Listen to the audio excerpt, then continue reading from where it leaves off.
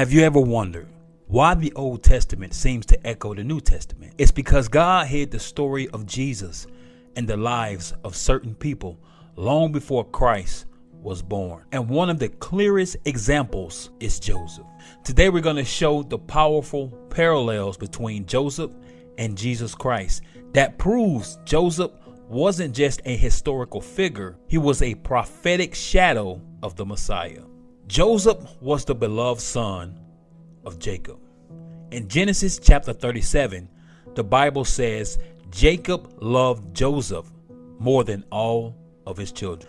Likewise, Jesus was the beloved son of the Father. At his baptism, God said, "This is my beloved son." But just like Jesus, Joseph was hated without a cause. His brothers envied him, mocked his dreams, and rejected him, just as Israel rejected Christ. Joseph was betrayed by his own brothers and sold for silver, 20 pieces.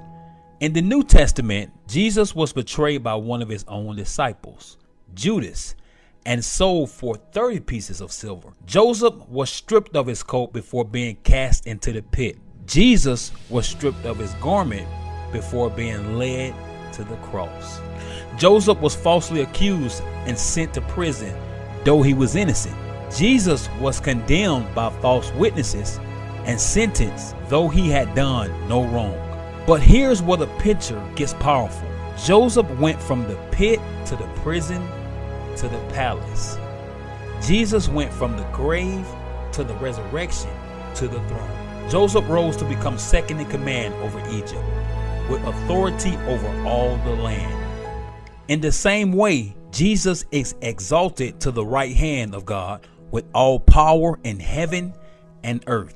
Joseph took a Gentile bride, a Senate, during the time of his exaltation, symbolic of Christ taking the Gentile church as his bride. And then later, Joseph's brothers came, humble and desperate for life.